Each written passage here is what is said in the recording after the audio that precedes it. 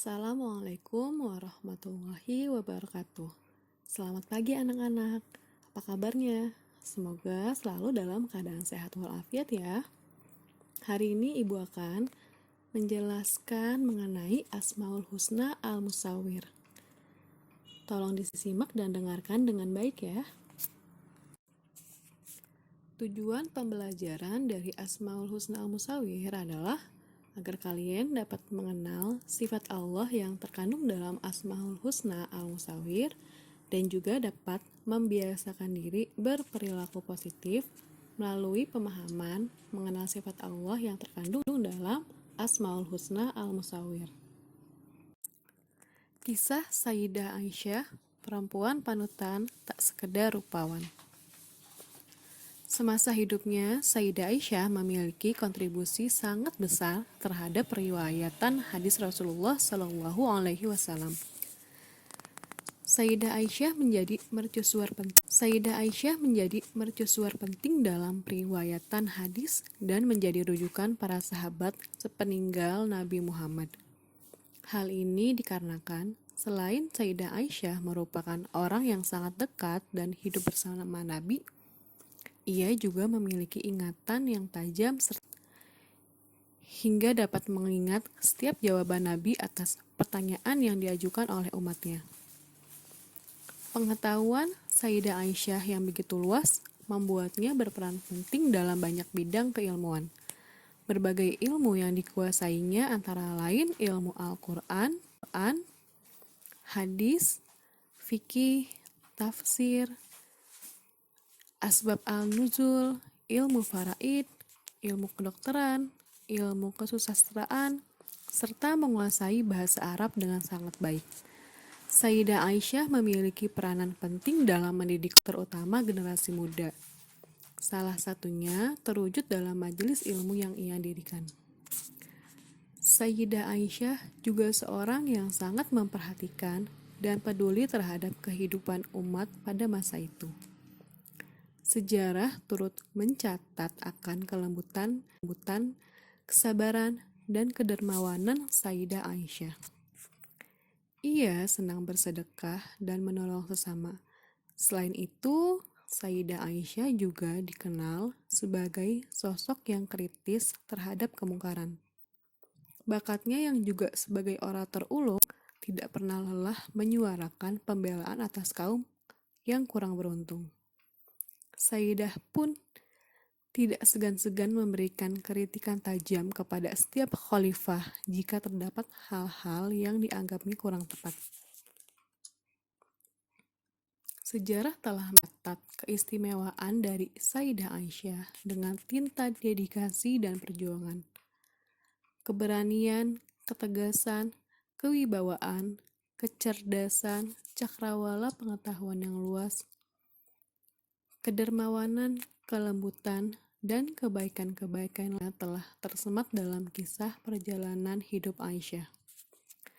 Sayyidah Aisyah merupakan seorang ibu pendidik, pengasih, dan pembela bagi umat kala itu.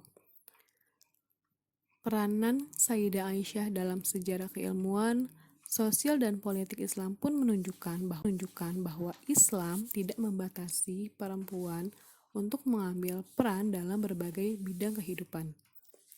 Sayyidah Aisyah adalah perempuan yang telah membuktikan sejak berabad-abad yang lalu bahwa perempuan dapat setara dan harus turut mengukir nasib dan masa depan peradaban manusia.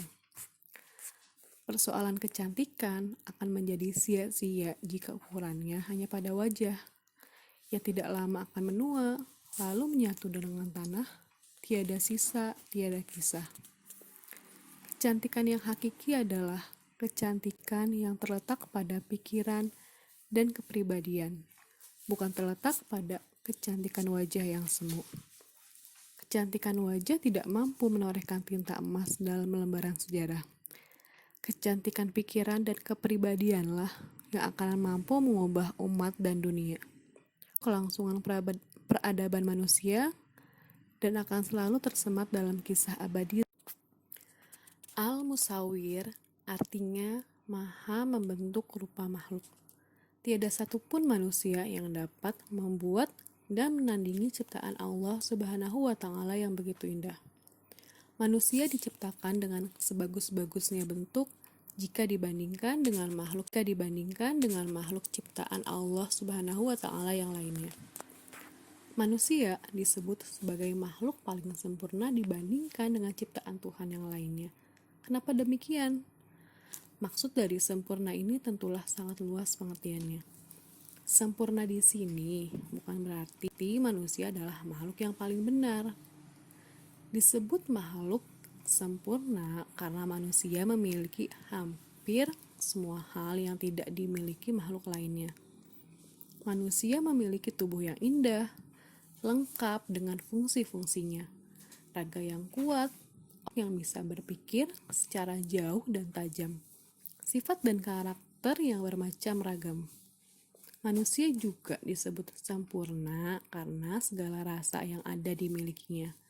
Mungkin makhluk lain yang juga memiliki rasa tidak bisa merasakan kesempurnaan rasa seperti yang ada pada manusia. Manusia diciptakan dengan berbagai rasa dan perasaan. Rasa bahagia, rasa senang, sedih, marah, benci, kasih sayang, dan segala rasa yang tidak bisa diungkapkan. Selain itu, manusia juga sempurna karena memiliki rasa malu yang tidak dimiliki makhluk lain. Sehingga semua hal yang kita ketahui di dalam dunia ini, manusialah yang memiliki segala macam hal paling lengkap. Bahkan, manusia disebut sempurna juga karena bisa melakukan banyak hal.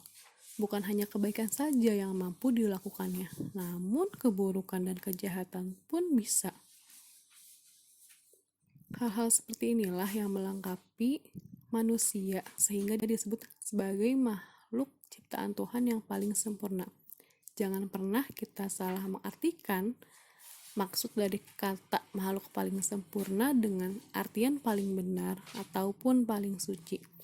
Justru karena sempurna bagi manusia artinya lengkaplah sudah karakternya, sifatnya, sikap dan tindakan manusia bisa apapun itu. Sempurna kejahatannya sampai sempurna kebaikannya. Itulah kita manusia, sehingga menjadi sempurna karena segala hal yang telah disertakan pada diri kita dalam penciptaan. Sebagaimana firman Allah dalam surah Al-Hasyr ayat 24, A'udzubillahi minasyaitonirrajim. Bismillahirrahmanirrahim. Huwallahul khaliqul bari'ul musawwiru lahul asma'ul husna. Yusabbihu lahu ma fis samawati wal ard wa huwal azizul hakim. Shadaqallahul azim. Dialah Allah yang menciptakan, yang mengadakan, yang membentuk rupa. Dia memiliki nama-nama yang indah, apa yang di langit dan di bumi bertasbih kepadanya. Dan dialah yang maha perkasa, maha bijaksana.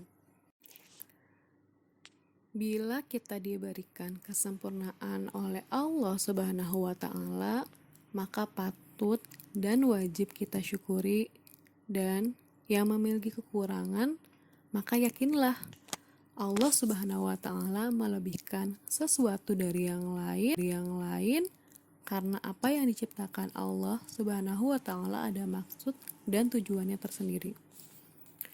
Apa yang ingin Ibu sampaikan di sini adalah sebagai manusia, tentunya kita banyak sekali memiliki kekurangan.